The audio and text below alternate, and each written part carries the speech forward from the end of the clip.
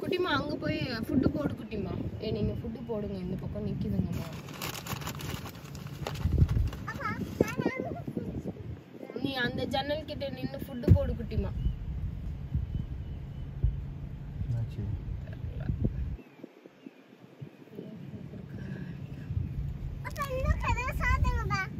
ஏன்டா அவளோட ஜன்னல சாத்துவீங்களாம்? ஏன் குட்டிமா?